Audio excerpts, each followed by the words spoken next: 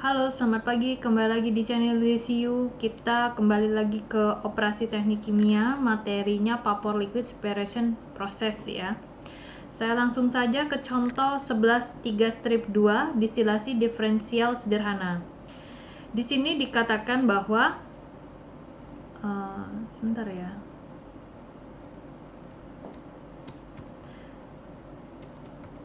Sebuah campuran 100 mol yang mengandung 50% normal pentana dan 50% normal heptana.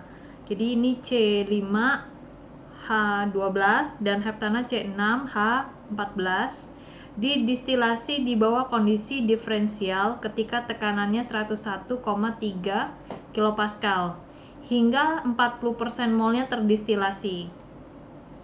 Apakah komposisi rata-rata dari total vapor terdistilasi dan komposisi liquid yang tertinggal? Data kesetimbangan adalah sebagaimana mengikuti, di mana X dan Y adalah fraksi mol normal heptana. Oke, ini ada datanya sama dia ya. Sekedar informasi, kalau kamu ngerjain pakai Excel bagus ya, jadi lebih enak, kalkulator kamu jadi multifunction ya. Monggo-monggo saja ya.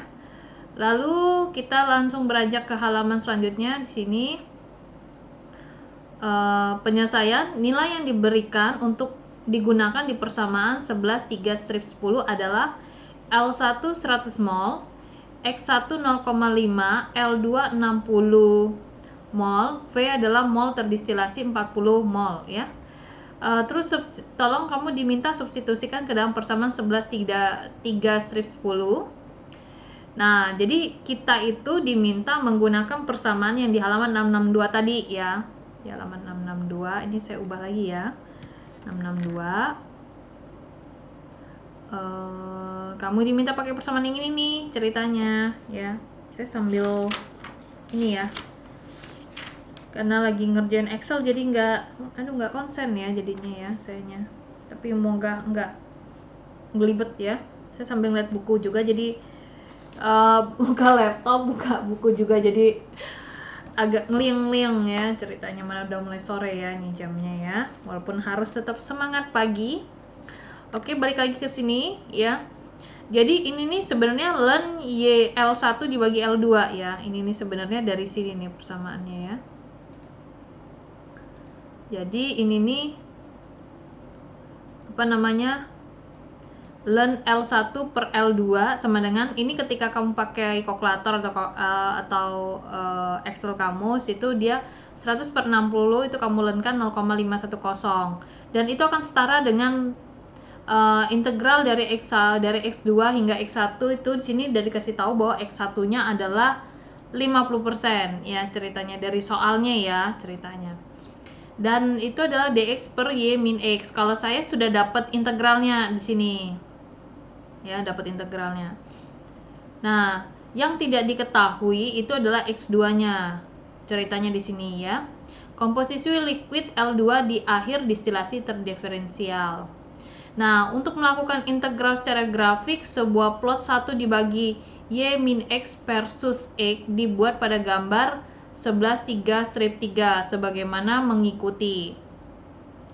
Untuk X 0,594 nilai kesetimbangannya Y 0,925. Ini ada data di PDF 662 ya.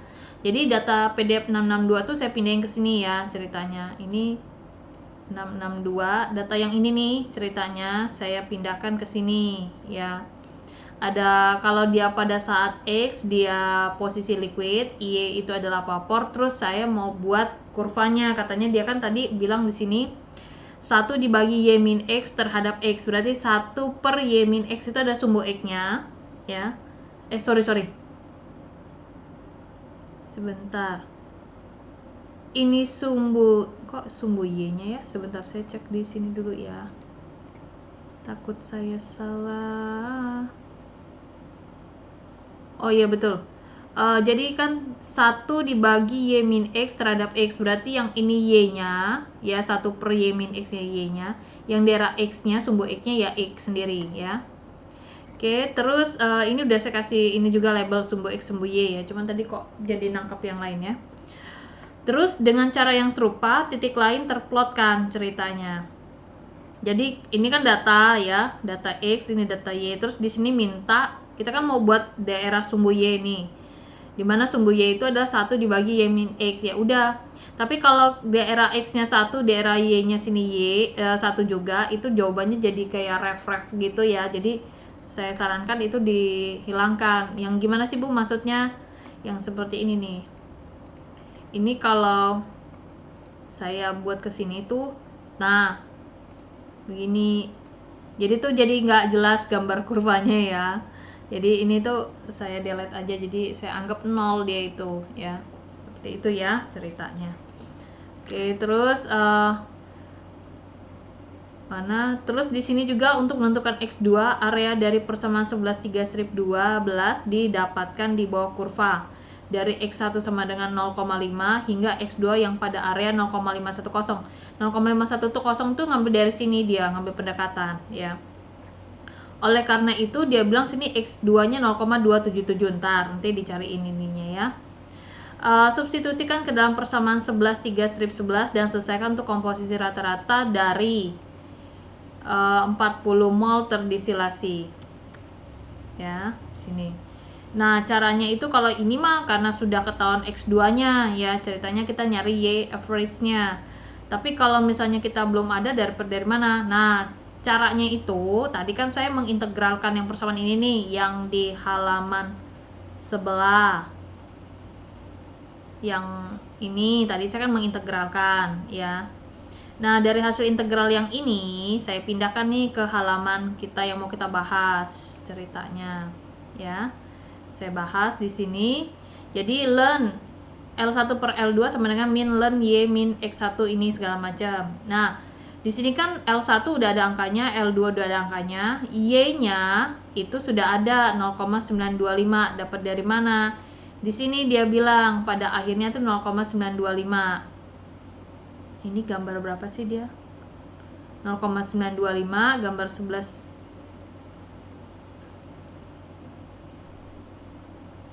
Oke, di situ terus X1-nya 0,50 kan, X2-nya nggak ada. Nah, sehingga didapatkan X2-nya itu 2,0916.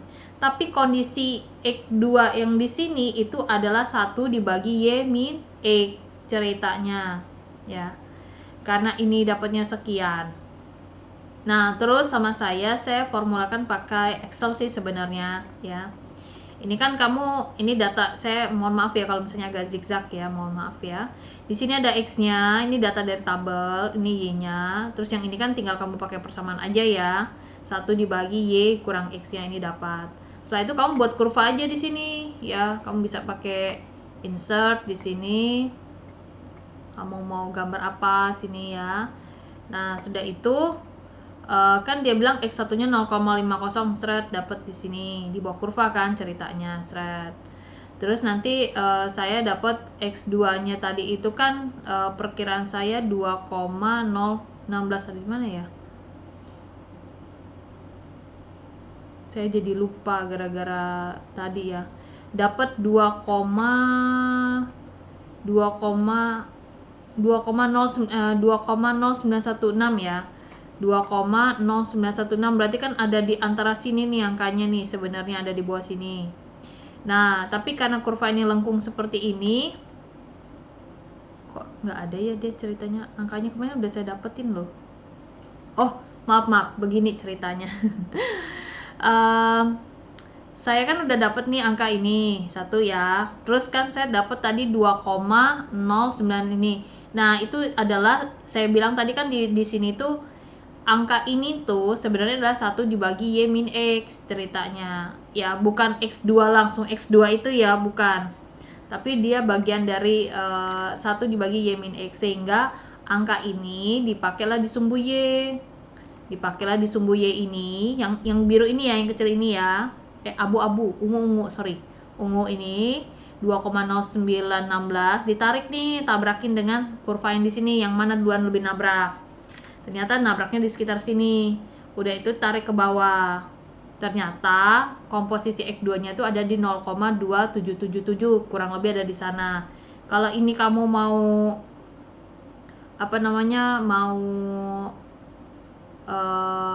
mau kamu lebih detail juga bisa, kamu buat aja incrementnya sini dibuat 0,05 misalnya ya. Nah kan kelihatan nih tuh, tapi kan nggak enak ya kelihatannya ya, ini kan 0,25 kan. Nah ini ceritanya ya. Nah jadi bisa dikira-kira dari sana, nah sehingga didapatkan X2 nya 0,277. Ini berdasarkan dari gambar ya maksudnya ya.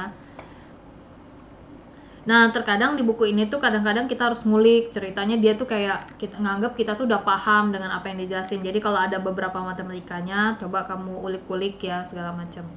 Oke, sehingga didapatkanlah tadi 0,277 nya itu dari kurva nih ya, dari kurva. Jadi tinggal ditarik aja ininya ya, tarik dapatlah 0,77 dari kurva.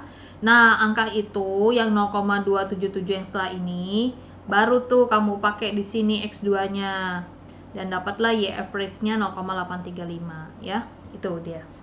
Oke, beranjak ke 11.3e, distilah sistem sederhana. Ya, ketika tekanan atmosferik liquid bertitik didih tinggi tidak dapat dipurifikasi atau namanya dimurnikan ya. Aduh, ada Sophie lah, ada inilah segala macem ya. Aduh.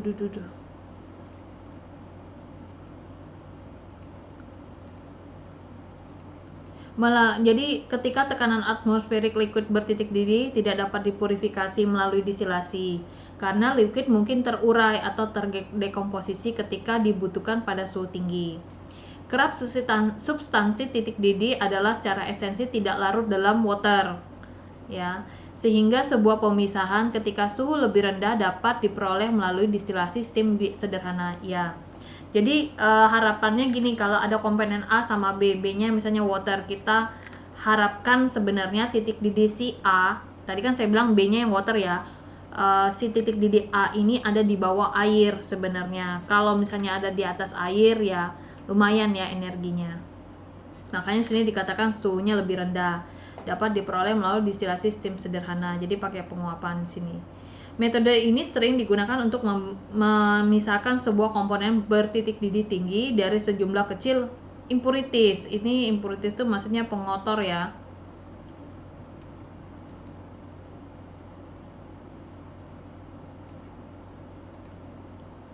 Impurities yang tidak mudah menguap.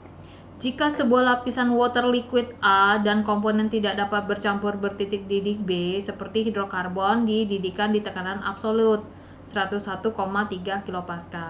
Lalu melalui hukum fasa persamaan 10.2 strip 1 untuk 3 fasa dan 2 komponen. Nah, ini adalah derajat kebebasannya. Jadi F adalah komponen dikurang fasa ditambah 2. Jadi 2 itu kayak angka konstan gitu ya. Dan di sini dimiliki 1 derajat kebebasan. Oleh karena itu, jika tekanan total adalah tetap, maka sistem ditetapkan karena di sana terdapat 2 fasa liquid. Fasa liquid tadi kan dia ada komponen A sama komponen B sini ya. Yang A ini tidak bercampur, A ini water dan B itu tidak bercampur pada titik didih sini katakan. Nah, terus karena dia di sana terdapat 2 fasa, masing-masing akan menggunakan tekanan vapornya di suhu yang berlaku, yang biasanya umumnya kalau di sini kita bilang, dan tidak dapat dipengaruhi oleh keberadaan lainnya. Nah, ketika jumlah tekanan uap yang memisah setara tekanan total, campuran mendidih, dan di mana PA adalah tekanan vapor dari A water murni, dari A water murni A, mana sini, dan PB tekanan vapor dari B murni. Lalu komposisi uap adalah ini arti yang mana sini? Oh, ini ngambil dari kalimat lain ya. Oke. Ini ya, nanti ini dipakai. Ini yang di tadi yang di contoh soal di atas tadi ya ceritanya. Cuman kalau di sini tuh nggak terlihat, tidak tergambarkan kalau di sini ya. Sebenarnya bagus buku ini ya, kamu diminta berpikir ya sebetulnya. Nah, ini adalah grafik pengintegrasian ya untuk contoh soal yang di 11.32. Oke, saya lanjut dulu ke halaman selanjutnya.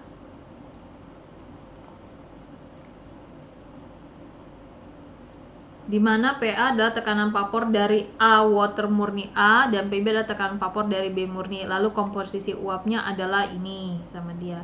Ini sih udah ada di halaman 656 ya, sudah ada ini. Di kalau di 656 itu kalau perhatikan di halaman sebelumnya sudah ada di sini. Nah, ini dia akan kembalikan lagi ke sini ya.